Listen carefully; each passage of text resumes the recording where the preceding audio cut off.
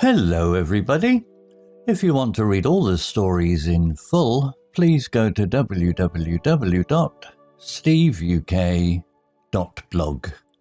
Thank you. Short story 572, The Introvert's Challenge. Intermediate. Steve, an Englishman in his 60s, was a quiet man who preferred the comfort of his own home and the companionship of his dog, Bobby. He enjoyed the peace and quiet, and he didn't often venture out into the bustling world. However, today was different. His slightly elder sister, Myra, had invited him to a party at a pub in town to celebrate her divorce. The pub was old, with beautiful wooden beams and an oldy-worldly feel to it. It was filled with Myra's friends and family, all gathered to wish her luck and congratulations. Steve's two nieces, Lucy and Kelly, were there, along with Kelly's daughter, Chloe. Lucy had brought her boyfriend, Julian, to the party as well. Kelly's boyfriend, Jason, loved fishing, so he didn't come as he was out enjoying his fishing. As Steve entered the pub, he was immediately overwhelmed by the noise and the crowd. The chatter and laughter seemed to bounce off the wooden beams, creating an echo that made it hard for him to focus. He found a quiet corner to sit in next to his sister. It was near the buffet table, and he tried to blend in with the surroundings. The buffet was laid out beautifully with an array of delicious food. After a while, Lucy got Steve a plate with a selection from the buffet, and he tried to enjoy the flavors. But the noise and the people were too much for him. He could feel his anxiety rising, and he knew he wouldn't be able to stay for much longer. Despite his discomfort, Steve was glad to be there to support his sister. Myra had been through a lot, and he wanted to show her that he cared.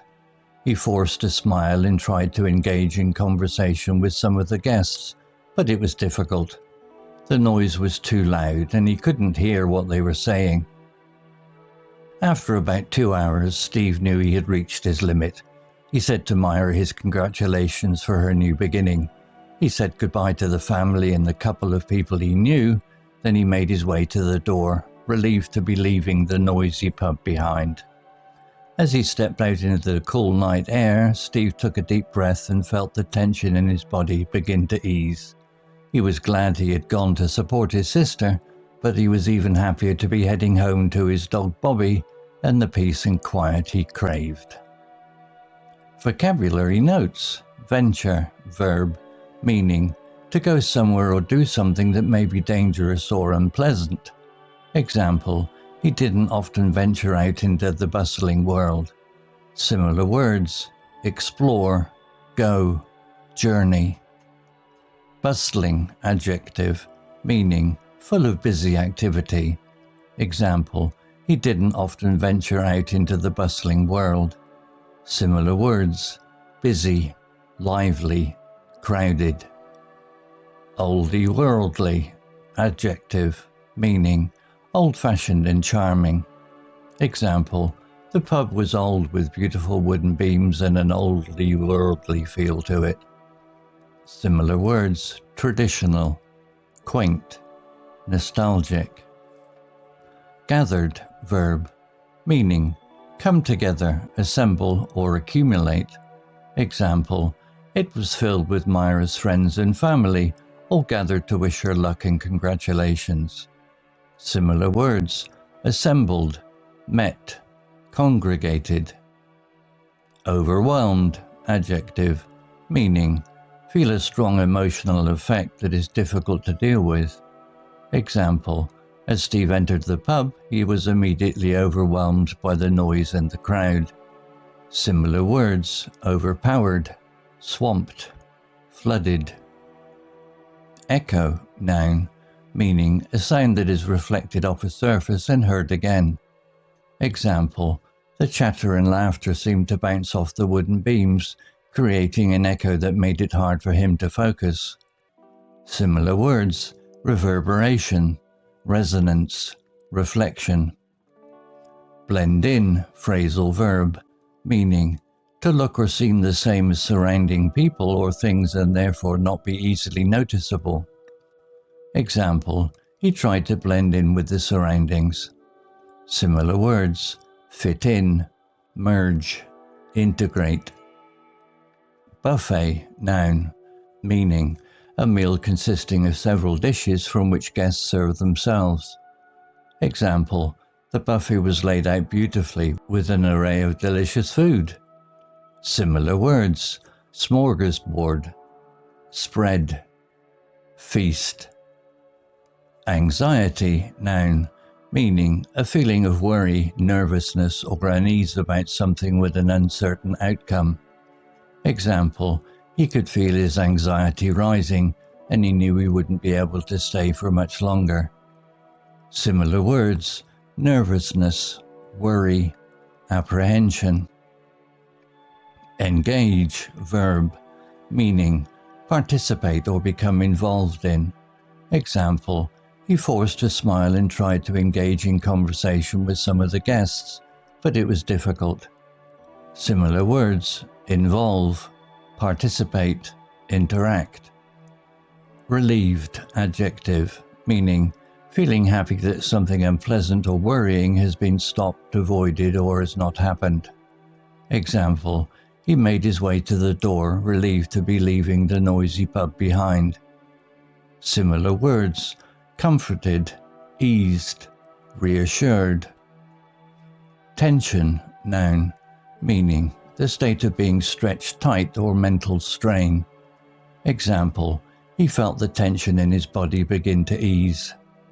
Similar words: stress, strain, pressure. Story written by Steve UK and Grok 2 AI. Image created by Imagio AI. To read all the stories in full, please go to www.steveuk.blog. Thank you. All right, welcome to The Explainer. Today, we're jumping into a short story that I think a lot of us are going to find pretty relatable. It's all about this guy named Steve, his very quiet life, and a social challenge he has to face.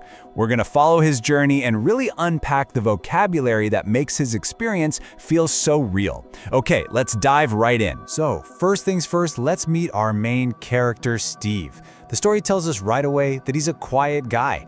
He's not looking for big parties or crowds. Nope. His happy place is right at home, in his comfort zone, with his best pal, his dog, Bobby. This is his world, and he loves it. So, we're starting off in this peaceful, quiet world. But as you can probably guess from the title, that quiet routine is about to get a serious shakeup. And here you can see the conflict laid out perfectly. On one side, you've got everything that makes Steve feel secure: peace, quiet, the comfort of his home and his dog. And on the other side, the challenge: a noisy pub party to celebrate his sister, Myra. It's a total clash of worlds. And this is what makes this day such a big deal. He actually decides to go. But the story is super clear that this was not an easy choice. For him, stepping out into what he calls the bustling world is a major event. Now, what I think is so brilliant here is the choice of the word venture. The author didn't just say he went to the party. To venture somewhere, well, that suggests there's some kind of risk, maybe even danger or unpleasantness ahead. That one word tells you everything about Steve's mindset. This isn't just an outing. For him, it's an expedition into the unknown. Okay, part 2, stepping into the noise. This is where we get to experience the party right alongside Steve, and it is a lot. The second he walks in the door, bam, it hits him. All his worries become real. There's no time to ease into it. The story says immediately, to really drive home that shock, that jolt of going from his quiet life straight into chaos. And overwhelmed is the perfect word, isn't it? It's not just being a little uncomfortable. It's that feeling when your brain is getting so much input that it kind of short circuits. You just can't process it all. It's an emotional state that's really, really hard to handle. So what exactly made it so overwhelming?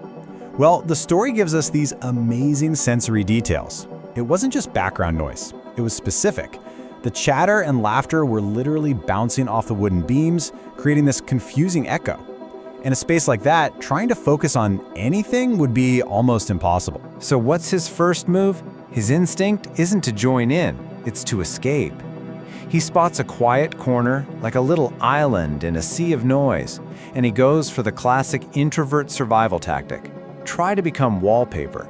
He just wants to blend in. And this phrasal verb, blend in, really nails that idea. It's basically social camouflage, right? You're actively trying to make yourself less noticeable, just to lower the pressure and give your senses a break. All right, on to our next section, the anxious turning point. Steve's doing his best, he's there for his sister, but we all have a social battery, and his is blinking red. He's about to hit his limit. 2 hours, that's what he managed. 2 hours of smiling when he didn't feel like it, of trying to follow conversations over the noise, and after that, he was done. His social energy was just completely gone. And here's that internal signal. This isn't a thought anymore. It's a feeling, a physical one. That rising anxiety is his body's alarm system, basically screaming at him that he's hit his capacity. It's time to go. And let's be clear, this anxiety is way more than just being nervous. It's that deep physical feeling of unease that washes over you when you're in a situation that is just fundamentally wrong for your wiring. For Steve, this is the final straw. So he says his goodbyes and makes a break for it. But notice the feeling the story focuses on. It's not shame. It's not disappointment that he couldn't stay. It's relief. Leaving wasn't a failure. It was an act of self-care, and it felt good. And that's exactly what relieved is. It's that feeling of happiness you get when something stressful is finally over. You can just imagine him stepping out into the cool night air, and all that tension he was holding just starts to melt away. So let's wrap this up by taking a quick look back at the vocabulary that really brought this whole story to life. Think of it as a toolkit for talking about this very specific but very common kind of experience. So here's a quick rundown of some other great words from the story. We had bustling to describe that chaotic world he tries to avoid. We saw him try to engage in conversation. The author threw in a detail about the buffet, which just makes the party feel more real. And of course, that feeling of tension that finally, thankfully, started to ease. Every single word adds another layer. So when you boil it all down, Steve's story isn't just about being an introvert. It's really about self-awareness. He ventured out, he did the hard thing for his sister, but he also knew his limits, and, this is the important part, he respected them. He knew that true peace, for him, was waiting at home. Which leaves us with one last question to think about. What helps you find your peace and quiet?